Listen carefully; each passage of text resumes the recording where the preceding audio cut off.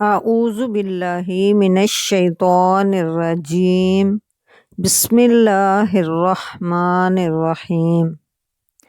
سورہ بنی اسرائیل شروع کرتی ہوں اللہ تعالیٰ کے پاک نام سے جو نہایت مہربان اور رحم فرمانے والا ہے۔ پاک ہے وہ جو لے گیا ایک رات اپنے بندے کو مسجد حرام سے دور کی اس مسجد تک، یعنی مسجد اقصیٰ تک، جس کے ماحول کو اس نے برکت دی ہے تاکہ اسے اپنی کچھ نشانیوں کا مشاہدہ کرائے۔ حقیقت میں وہی سب کچھ سننے اور دیکھنے والا ہے۔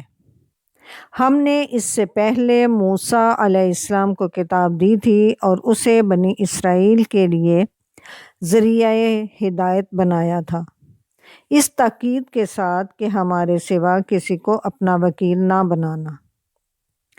تم ان لوگوں کی اولاد ہو جنہیں ہم نے نوح علیہ السلام کے ساتھ کشتی پر سوار کیا تھا، اور نوح ایک شکر گزار بندہ تھا۔ پھر ہم نے اپنی کتاب میں بنی اسرائیل کو اس بات پر بھی متنبع کر دیا تھا کہ تم 2 مرتبہ زمین میں فساد عظیم برپا کرو گے اور بڑی سرکشی دکھاؤ گے۔ آخر کار جب ان میں سے پہلی سرکشی کا موقع پیش آیا تو اے بنی اسرائیل، ہم نے تمہارے مقابلے پر اپنے بندے اٹھائے جو نہایت زور آور تھے، اور وہ تمہارے ملک میں گھس کر ہر طرف پھیل گئے۔ یہ ایک وعدہ تھا جسے پورا ہو کر ہی رہنا تھا۔ اس کے بعد ہم نے تمہیں ان پر غلبے کا موقع دے دیا اور تمہیں مال اور اولاد سے مدد دی اور تمہاری تعداد پہلے سے بڑھا دی۔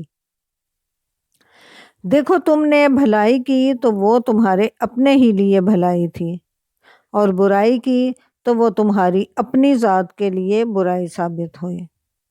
پھر جب دوسرے وعدے کا وقت آیا تو ہم نے دوسرے دشمنوں کو تم پر مسلط کیا تاکہ وہ تمہارے چہرے بگاڑ دیں اور مسجد یعنی بیت المقدس میں اسی طرح گھس جائیں جس طرح پہلے دشمن گھسے تھے، اور جس چیز پر ان کا ہاتھ پڑے اسے تباہ کر کے رکھ دیں۔ ہو سکتا ہے کہ اب تمہارا رب تم پر رحم کرے، لیکن اگر تم نے پھر اپنی سابق روش کو دہرایا تو پھر ہم بھی اپنی سزا کو دہرائیں گے، اور کافر نعمت لوگوں کے لیے ہم نے جہنم کو قید خانہ بنا رکھا ہے۔ حقیقت یہ ہے کہ یہ قرآن وہ راہ دکھاتا ہے جو بالکل سیدھی ہے۔ جو لوگ اسے مان کر بھلے کام کرنے لگیں انہیں یہ بشارت دیتا ہے کہ ان کے لیے بڑا اجر ہے، اور جو لوگ آخرت کو نہ مانیں انہیں یہ خبر دیتا ہے کہ ان کے لیے ہم نے دردناک عذاب مہیا کر رکھا ہے۔ انسان شر اسی طرح مانگتا ہے جس طرح خیر مانگنی چاہیے۔ انسان بڑا ہی جلد باز واقع ہوا ہے۔ دیکھو، ہم نے رات اور دن کو 2 نشانیاں بنایا ہے۔ رات کی نشانی کو ہم نے بے نور بنایا اور دن کی نشانی کو ہم نے روشن کر دیا تاکہ تم اپنے رب کا فضل تلاش کر سکو اور ماہ و سال یعنی مہینوں اور سال کا حساب معلوم کر سکو۔ اسی طرح ہم نے ہر چیز کو الگ الگ ممیز کر رکھا ہے۔ ہر انسان کا شگون ہم نے اس کے اپنے گلے میں لٹکا رکھا ہے، اور قیامت کے روز ہم ایک نوشتہ اس کے لیے نکالیں گے جسے وہ کھلی کتاب کی طرح پائے گا۔ پڑھ اپنا نامہ اعمال، آج اپنا حساب لگانے کے لیے تو خود ہی کافی ہے۔ جو کوئی راہ راست اختیار کرے اس کی راست روی اس کے اپنے ہی لیے مفید ہے، اور جو گمراہ ہو اس کی گمراہی کا وبال اسی پر ہے۔ کوئی بوجھ اٹھانے والا دوسرے کا بوجھ نہ اٹھائے گا، اور ہم عذاب دینے والے نہیں ہیں جب تک کہ لوگوں کو حق و باطل کا فرق سمجھانے کے لیے ایک پیغمبر نہ بھیج دیں۔ جب ہم کسی بستی کو ہلاک کرنے کا ارادہ کرتے ہیں تو اس کے خوشحال لوگوں کو حکم دیتے ہیں اور وہ اس میں نافرمانیاں کرنے لگتے ہیں۔ تب عذاب کا فیصلہ اس بستی پر چسپاں ہو جاتا ہے اور ہم اسے برباد کر کے رکھ دیتے ہیں۔ دیکھ لو کتنی ہی نسلیں ہیں جو نوح کے بعد ہمارے حکم سے ہلاک ہوئیں۔ تیرا رب اپنے بندوں کے گناہوں سے پوری طرح باخبر ہے اور سب کچھ دیکھ رہا ہے۔ جو کوئی عاجلہ یعنی دنیا کا خواہش مند ہو اسے یہی ہم دے دیتے ہیں جو کچھ بھی جسے دینا چاہیں، پھر اس کے مقسوم میں اس کی قسمت میں جہنم لکھ دیتے ہیں جسے وہ تاپے گا ملامت زدہ اور رحمت سے محروم ہو کر۔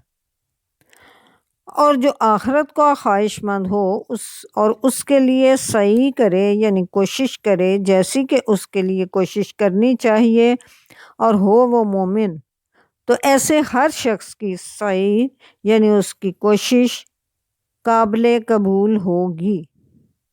ان کو بھی اور ان کو بھی، دونوں فریقوں کو ہم دنیا میں سامان زیست دیے جا رہے ہیں۔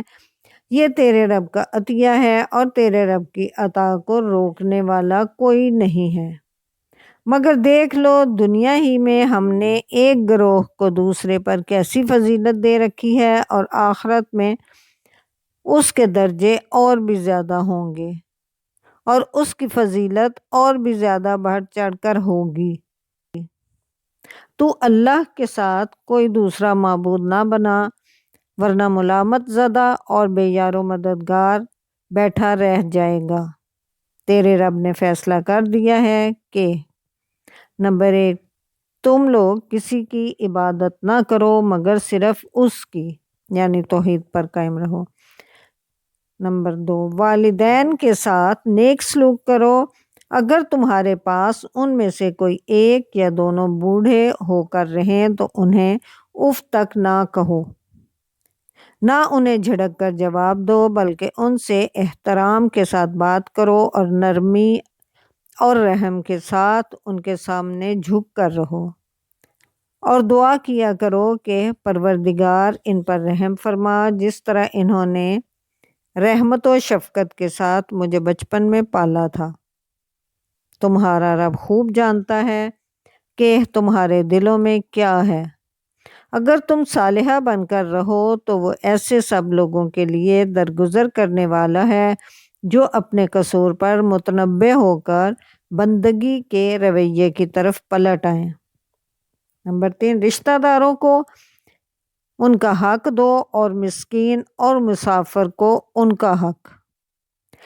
فضول خرچی نہ کرو، فضول خرچ لوگ شیطان کے بھائی ہیں اور شیطان اپنے رب کا ناشکرا ہے۔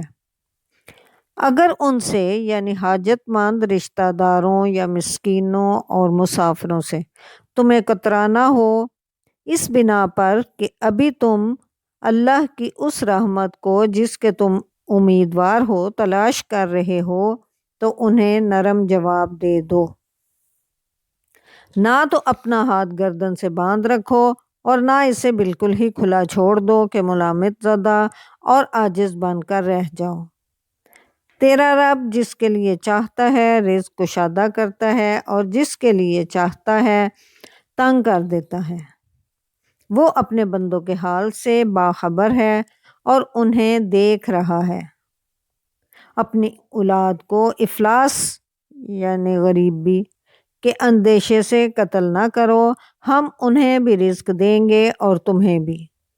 در حقیقت ان کا قتل ایک بڑی خطا ہے۔ زنا کے قریب نہ پھٹکو، وہ بہت برا فعل ہے اور بڑا ہی برا راستہ۔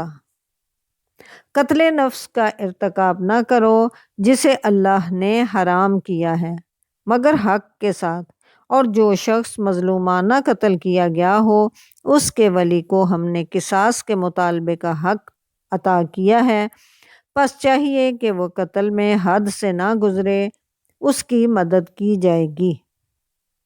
مال یتیم کے پاس نہ پھٹکو مگر احسن طریقے سے یہاں تک کہ وہ اپنے شباب کو پہنچ جائے۔ عہد کی پابندی کرو، بے شک عہد کے بارے میں تم کو جواب دہی کرنی ہوگی۔ پیمانے سے دو تو پورا بھر کر دو، اور تولو تو ٹھیک ترازو سے تولو۔ یہ اچھا طریقہ ہے اور بلحاظ انجام بھی یہی بہتر ہے۔ کسی ایسی چیز کے پیچھے نہ لگو جس کا تمہیں علم نہ ہو۔ یقیناً آنکھ، کان اور دل سب ہی کی باز پرس ہوگی۔ زمین میں اکڑ کر نہ چلو، تم نہ زمین کو پھاڑ سکتے ہو نہ پہاڑوں کی بلندی کو پہنچ سکتے ہو۔ ان امور میں سے ہر ایک کا برا پہلو تیرے رب کے نزدیک ناپسندیدہ ہے۔